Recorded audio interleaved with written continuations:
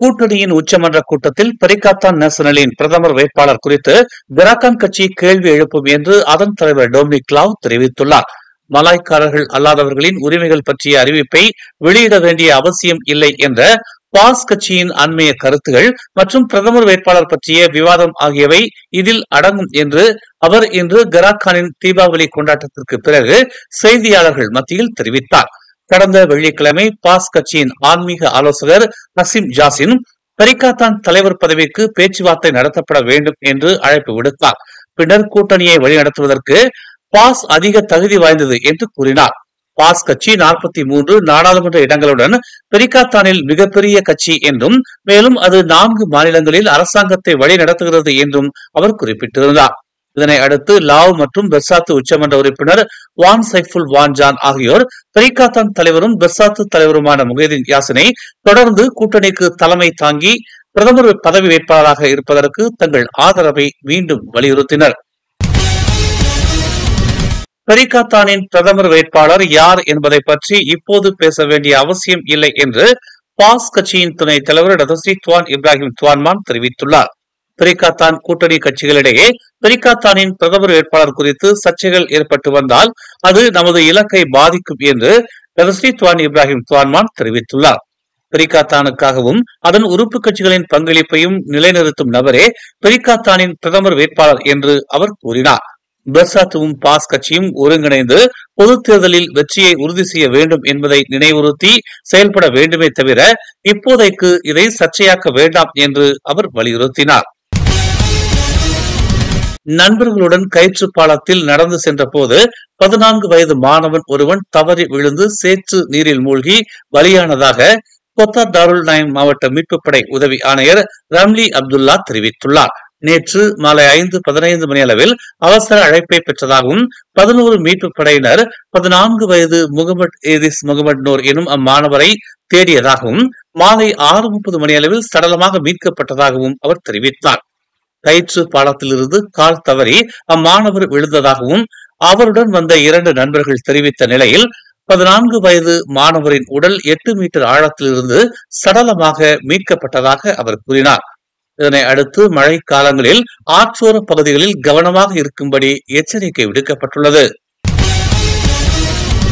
அரசாங்கத்தை அமைக்க பாரிசானும் பக்காத்தானும் கூட்டணி அமைத்திருப்பதை பாரிசான் உறுப்பு கட்சிகளும் பக்காத்தான் உறுப்பு கட்சிகளும் ஏற்றுக்கொண்டுள்ளதை தொண்டர்களும் ஏற்றுக்கொள்ள வேண்டும் என்று பாரிசான் தலைவர் டதஸ்ரீ டாக்டர் அமர் ஜாகிர் ஹமீடி கேட்டுக் கொண்டுள்ளார். அம்னோவுக்கும் டிஏபி கட்சிக்கும் ஏற்படும் கருத்து முரண்கள் என்பது காலம் காலமாக நிகழ்ந்து வருவதை இரு கட்சிகளும் ஏற்றுக்கொண்டுள்ளதாக அவர் கூறினார். ஆனால் டிஏபி கட்சி பூமி புத்ராக்களுக்கு எதிரானது எனும் கருத்தை தாம் ஏற்கவில்லை என்றும் அது உண்மை இல்லை என்றும் ஜாகிர் தெரிவித்தார். தனிப்பட்ட முறையில் அம்னோவுக்கும் டிஏபி கட்சிக்கும் இருக்கும் கருத்து முரண்களால் ஒற்றுமை கூட்டணிக்கு பாதிப்பு ஏற்படாது என்று அவர் உத்தரவாதம் அளித்துள்ளார்.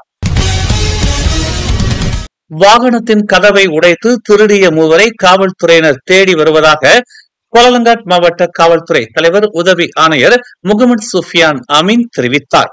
நேற்று காலை 9:40 மணி அளவில் பாதிக்கப்பட்ட வாகன உரிமையாளர் புகார் அளித்ததாகவும் தனது வாகனத்தின் கதவுகள் உடைக்கப்பட்டிருப்பதையும் காரில் இருந்த பொருட்கள் திருடப்பட்டுள்ளதாகவும் அவர் தெரிவித்தார்.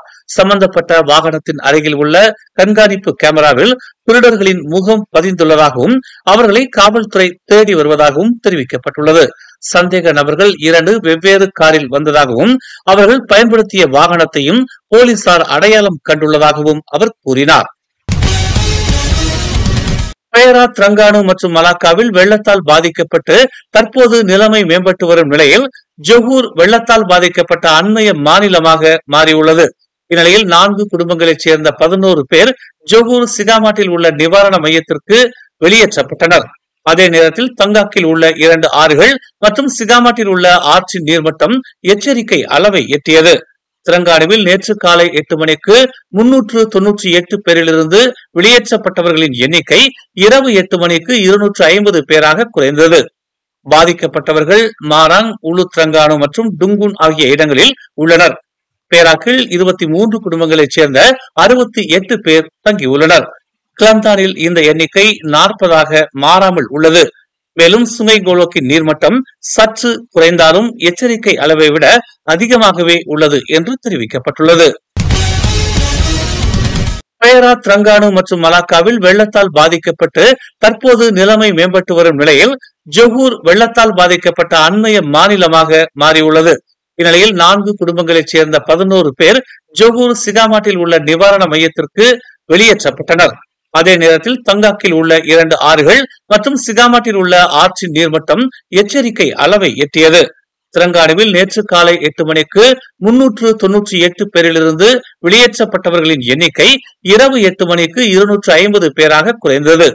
பாதிக்கப்பட்டவர்கள் மாராங், உலு திரங்கானு மற்றும் டுங்குன் ஆகிய இடங்களில் உள்ளனர்.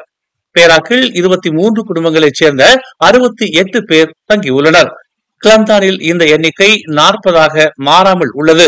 மேலும் சுமைகோலோக்கின் நீர்மட்டம் சற்று குறைந்தாலும் எச்சரிக்கை அளவை விட அதிகமாகவே உள்ளது என்று தெரிவிக்கப்பட்டுள்ளது. கோலாலம்பூரில் உள்ள பங்சா தெற்கில் நேற்று காலை 32 வயது மோட்டார் சைக்கிளோட்டி லாரியின் அடியில் நசுக்கப்பட்டு பரிதாபமாக உயிரிழந்தார். நேற்று காலை 8:34 மணியளவில் ஜலான் கருஞ்சியில் ஜலான் பந்தாய்பாடு நோக்கி செல்லும் சாலையில் இச்சம்பவம் நிகழ்ந்ததாக கோலாலம்பூர் போக்குவரத்து காவல்துறை தலைவர் ஜம்சூரி இசாத் தெரிவித்தார். கட்டுமான பகுதியில் நிறுத்தப்பட்டிருந்த லாரி திடீரென தானாக திரும்ப தொடங்கியதில் இந்த விபத்து நிகழ்ந்ததாக அவர் கூறினார். வேகம் கூடி வாகனம் பாதுகாப்பு வாயிலை தாண்டி பிரதான சாலையை நோக்கி லாரி நகர்ந்த வேளையில் பாதிக்கப்பட்டவர் எதிரே வந்த லாரியை தவிர்க்க முயன்றுள்ளார். ஆனால் அவர் மீது மோதுவதற்கு முன் அவரது மோட்டார் சைக்கிளில் இருந்து அவர் கீழே விழுந்துள்ளார். இதனை அடுத்து லாரியின் டயர் ஒன்றின் அடியில் சிக்கிய மோட்டார் சைக்கிளோட்டி சம்பவ இடத்திலேயே இறந்து விட்டதாக ஜம்சூரி கூறினார். இது தொடர்பாக லாரி ஓட்டுநர் கைது செய்யப்பட்டு விசாரணை நடைபெற்று வருவதாக தெரிவிக்கப்பட்டுள்ளது. மேலும் செய்திகளை தெரிந்து கொள்ள தமிழ் மலர் நாளிதழை பாருங்கள். எங்களோடு இணைந்திருக்க மலர் டிவியை பதிவு செய்து கொள்ளுங்கள். உறவுகள் மகிழ்ந்திட விருப்பம் மற்றும் பகிர்வு சேவையை சொடுக்குங்கள்.